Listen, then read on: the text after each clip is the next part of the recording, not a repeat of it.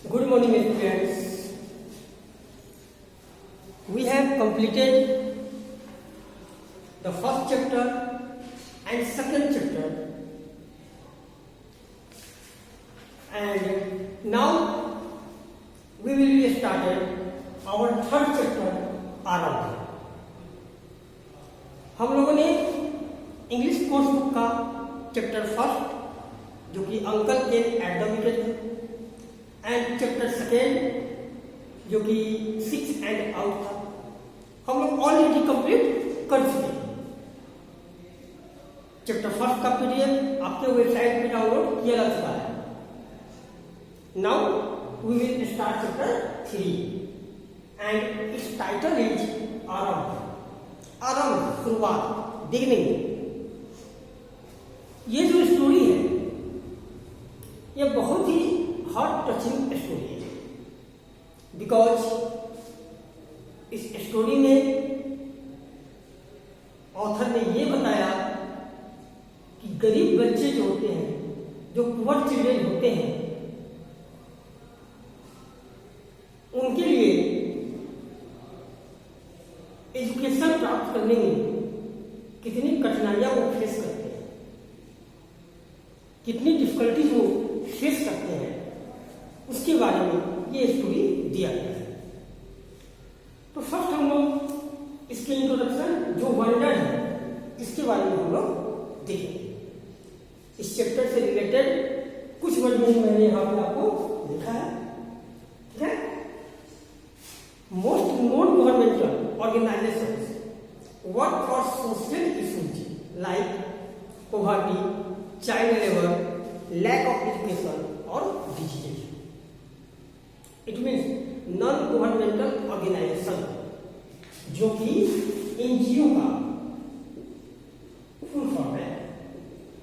Non governmental organisation ये एक ऐसा ऑर्गेनाइजेशन होता है जो बहुत सारे सोशल इशू के लिए वर्क करता है, जैसे गरीबी, जहां गरीब लोग रहते हैं उनकी हेल्प करना, चाइल्ड लेबर उसको रोकना, लैक ऑफ एजुकेशन और डिजीज, जहां पे एजुकेशन की कमी है, जहां पे लोगों को सही से एजुकेशन नहीं मिल पाता है, जहां लोग बीमारी से ग्रसित है, या बहुत सारे जो दान पुण्य है, चैरिटीज है, वो सारी चीज में एनजीओ जो है हेल्प करता है। They mostly run on funds और charities and are not dependent on government. ये अधिकांश जो एनजीओ होती हैं वो गवर्नमेंट पे डिपेंड नहीं होता। ऐसा नहीं है कि गवर्नमेंट के थ्रू उनको कोई फंड मिलता हो।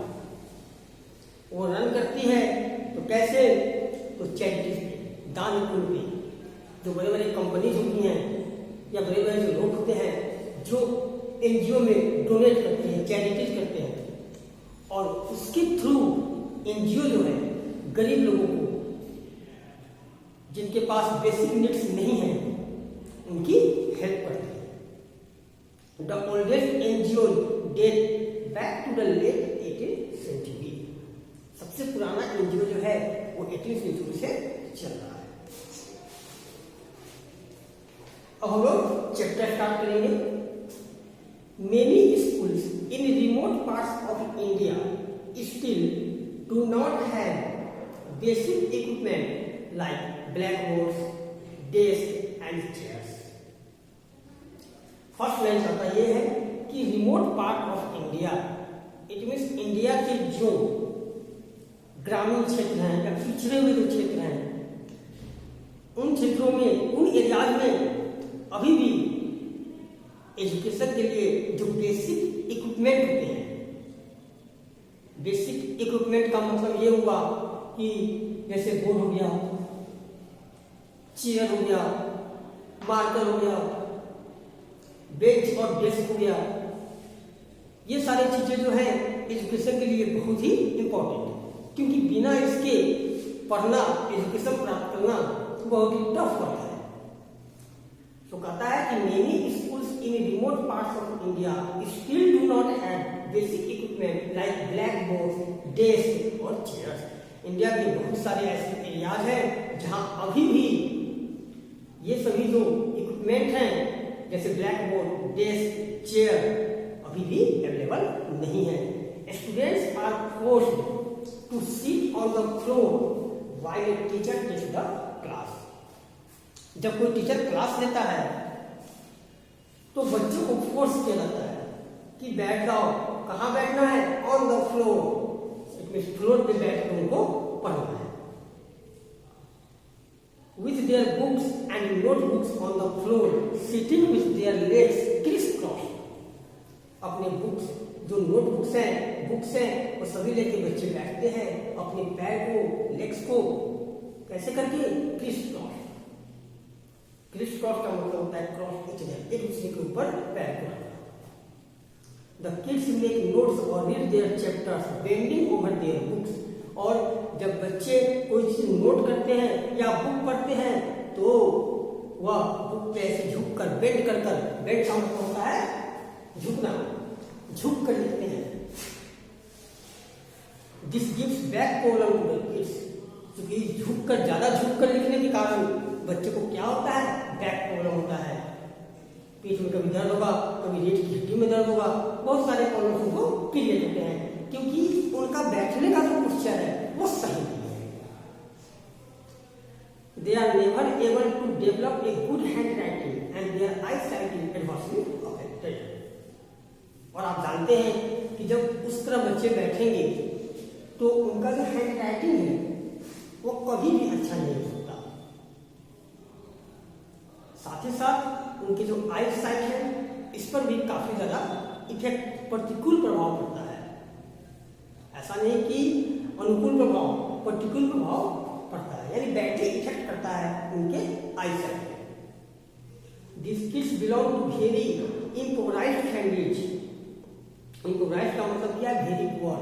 ये जो बच्चे होते हैं वो काफी गरीब फैमिली से बिलोंग करते हैं, क्योंकि जो रिच फैमिली से बिलोंग करेंगे वो बड़े बड़े स्कूल में जाएंगे, टाउन में, सिटी में, स्टेट में या कंट्री के बहुत सारे पार्ट्स हैं, वहां पर जाकर अपने स्टडी को प्राप्त करेंगे। बट जो पुअर बच्चे हैं, जो रिमोट एरिया के बच्चे हैं, जो ग्रामीण क्षेत्र में हैं, ये सारी परेशानियां उनको होती है, उनके लिए होती है और वे बच्चे इन परेशानियों को बेयर करते हैं। Their fathers are poor farmers और labours while their mothers supplement the family income by working as housemaids, washing other people's laundry, dirty dishes और cooking. इन जो गरीब बच्चों के जो फादर होते हैं या तो वो गरीब किसान होते हैं या गरीब मजदूर होते हैं, उनकी माँ जो होती है उनकी हेल्प करने के लिए दूसरों के घरों में काम करती है, दूसरों के घरों के जूठे बर्तन धोती है, दूसरों के घरों में जो उनके कपड़े धोती हैं, उनका घर साफ करती हैं और किसी तरह से उस पैसों से अपने परिवार का भरण पोषण करती हैं। Their families find it difficult to make both ends meet.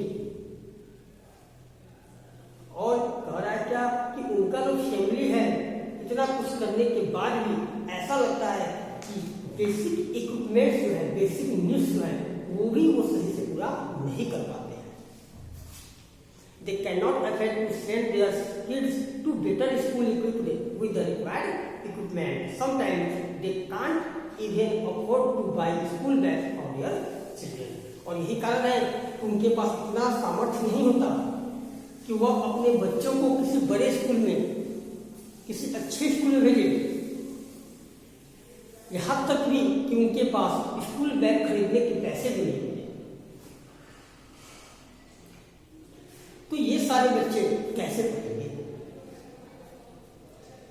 अब इनका फैमिली इतने पुअर कंडीशन से गुजर रहा है कि किसी तरह अपना खाना, अपना भरण पोषण वो कर लेते हैं और फिर बच्चों को भेजने के लिए, अच्छे स्कूल में भेजने के लिए, अच्छी शिक्षा देने के लिए उनके पास पैसे अवेलेबल नहीं होता। आरंभ is an NGO that was established in the year 1997। आरंभ क्या है? तो आरंभ एक एनजीओ संस्था है। एनजीओ क्या है मैंने आपको बताया, ठीक है। तो आरंभ एक एनजीओ है जिसको स्थापित किया गया 1997 में इन नेवी मुंबई बाई शोभा मूर्ति। नेवी मुंबई में शोभा मूर्ति के द्वारा 1997 में एक एनजीओ आरंभ स्थापित किया गया। Murthy left her job as a finance manager at an MNC after 9 years to pursue her passion। MNC मतलब मल्टीनेशनल कंपनी। तो शोभा मूर्ति जिन्होंने आरंभ एस्टेब्लिश किया था वो एक फाइनेंस मैनेजर थी एक बड़े एमएनसी में। वहाँ पे 9 सालों तक वहाँ पर उन्होंने काम किया।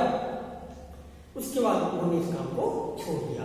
She wanted to help underprivileged children get quality education, क्योंकि वो चाहती थी कि जो बच्चे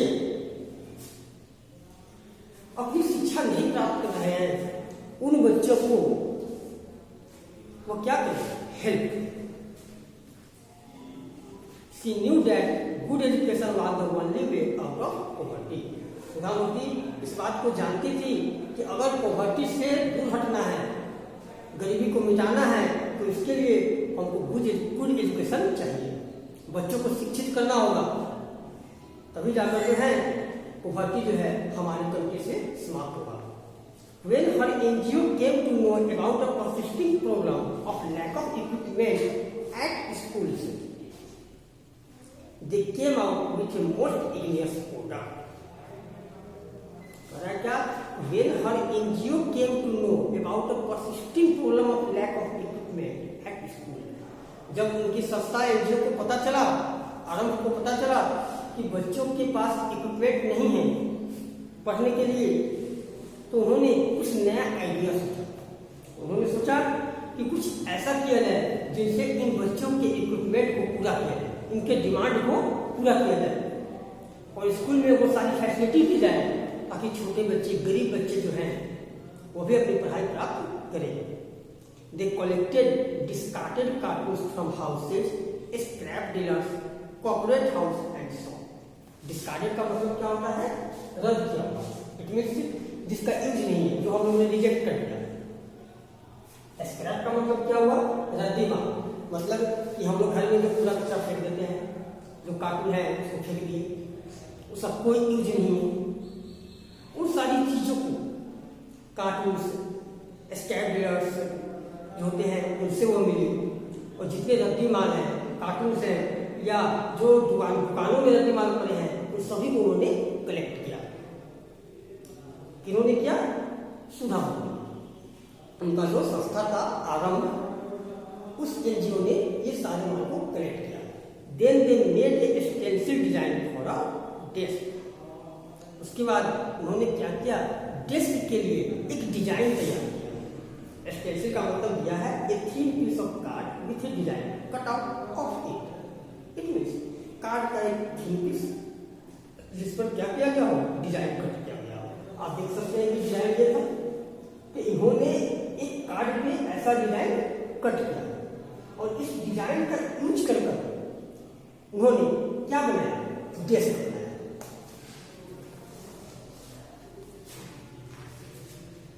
They folded the cardboard following the lines drawn in the design and made a desk। जो यहाँ पर उन्होंने लाइनिंग किया हुआ है, इसे देख सकते हैं आप, इसके बॉर्डर पे, इसके इंटरनल जो पार्ट है वहाँ पे, इन सारे लाइनों को उन्होंने फोल्ड कर एक डेस्क बना दिया। Now the students did not have to keep their books on the dusty floors। इससे बेनिफिट ये हुआ कि अब स्टूडेंट को डस्टी फ्लोर, डस्ट मतलब होता है धूल, इसमें जो फ्लोर गंदा है उस फ्लोर पर स्टूडेंट्स को बुक रखकर पढ़ने की जरूरत नहीं है। क्योंकि उन्होंने क्या किया? एक डेस्क तैयार कर दिया। Nor was it required to sit with their backs bent inappropriately। Now they could sit straight, keep their books on the desk and write। आप देख सकते हैं कि ये जो बनाया गया है स्ट्रक्चर, इस प्रकार का स्ट्रक्चर तैयार करने से फायदा ये हुआ कि बच्चे जो हैं अब परफेक्ट मेथड से उनका बैठने का जो पोस्चर है उस तरीका से वो बैठ सकते हैं। उनसे उनको बैक में जो प्रॉब्लम था वो बैक प्रॉब्लम बच्चों को नहीं होगा। Now they could seat straight, वो सीधा बैठ सकते थे। Keep their books on the desk, books को डेस्क पर रख सकते थे एंड राइट, और लिख सकते थे। ठीक है, इसका मतलब ये हुआ कि ये जो कार्डबोर्ड के हेल्प से, कार्टून के हेल्प से सुधा मूर्ति ने जो डेस्क बनाया वह डेस्क बच्चों के लिए परफेक्ट था। इससे उनको बेनिफिट ये हुआ कि वो जो है सीधा बैठ के लिख सकते थे, अपने बुक को डेस्क पे रख सकते थे, उनको फ्लोर पर रखने की कोई जरूरत नहीं थी। तो आज हम लोगों ने इस स्टोरी का पार्ट 1 देखा। हम लोगों ने इसमें देखा कि बच्चों को कितनी सारी कठिनाइयां फेस करनी पड़ती है अगर वो गरीब फैमिली से, पुअर फैमिली से बिलोंग करते हैं। तो इसके लिए सुधा मूर्ति ने अपना जॉब छोड़ दिया, उन्होंने एनजीओ एस्टेब्लिश किया, इसका नाम था आरंभ, और इस एनजीओ के हेल्प से उन्होंने बच्चों के लिए डेस्क तैयार किया, बच्चों को बहुत सारी फैसिलिटी दी। ठीक, इसके आगे हम लोग जो है नेक्स्ट वीडियो में करते हैं।